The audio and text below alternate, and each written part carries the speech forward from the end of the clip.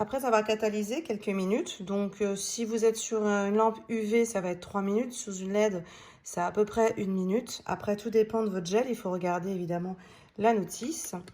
Alors, je vais retirer et gentiment, je vais dégraisser. Donc, j'utilise un cleaner, moi de chez OPI. Donc là, nous allons regarder toutes les imperfections qu'il peut y avoir. Donc là, on s'aperçoit qu'ici, ça tombe, hein, ça fait même un effet un peu crochu. Ça a coulé pendant la catalysation. Là, on trouve que c'est plutôt pas mal, hein, au niveau, voilà. Et quand on regarde ici, on s'aperçoit qu'il y a bien, justement, un dénivelé au niveau d'ici, et il va falloir l'accentuer. Tout ce que vous aurez fait qui ne vont pas, c'est pas grave, parce qu'on va pouvoir limer. Je retiens là.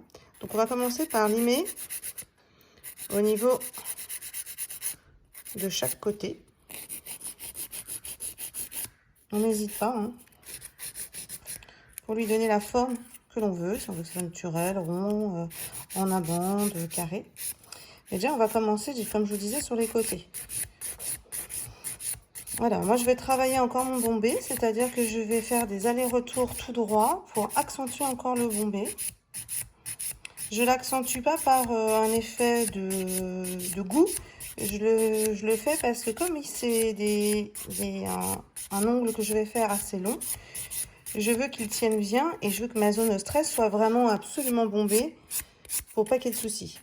Je travaille évidemment au niveau des cuticules. Alors moi je préfère travailler avec une lime banane.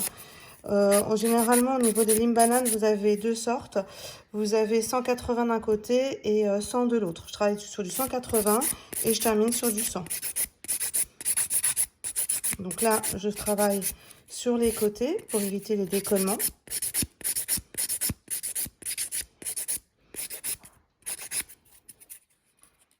Je refais sur le côté pour pas qu'il y ait de décroché comme on avait vu tout à l'heure. Là, on voit qu'il y a moins de décrochés. Je ne sais pas si vous voyez à la lime. Donc la lime, vous voyez, là, il y en a moins. C'est bon, on y est. De ce côté-là, aucun décroché. Et là, je vais perfectionner ce que je veux comme forme, en fait. Hein.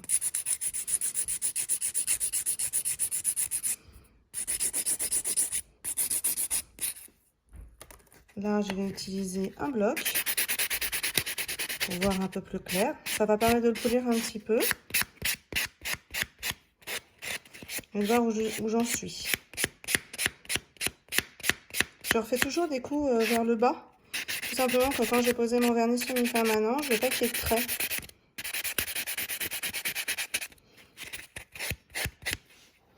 Donc voilà ce que ça donne au niveau du travail, au niveau du bombé. Donc on voit qu'il y a quand même encore un petit Donc je vais encore le limer un petit peu sur le côté.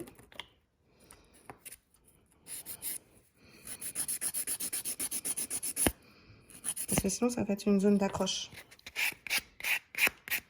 Et voilà ce que ça donne.